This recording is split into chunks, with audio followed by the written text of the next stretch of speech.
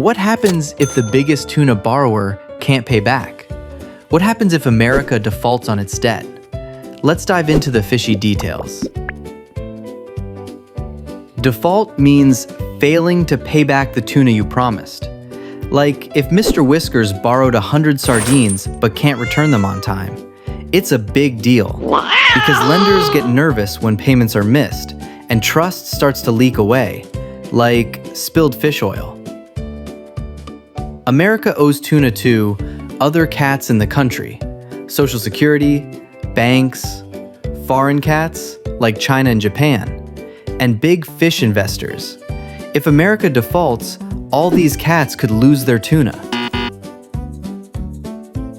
First, financial markets tank. Fish values plummet. Then, borrowing tuna becomes much harder and more expensive. America's credit rating gets shredded, making life tougher for every cat.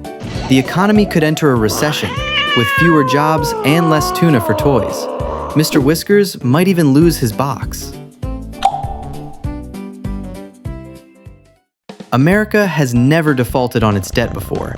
It's a gold standard cat. But political fights over raising the debt ceiling sometimes bring us close.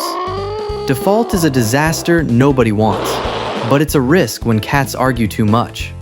So what can one cat do?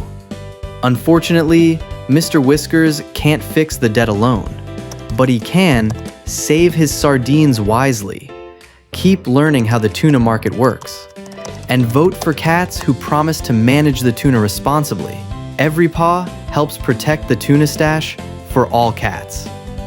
So, if you're saving your sardines or dreaming of a dry box, knowing about America's tuna debt is key. Want the full scoop? Check out our channel for more fishy economics with Mr. Whiskers. Like, subscribe, and maybe toss Mr. Whiskers a fish.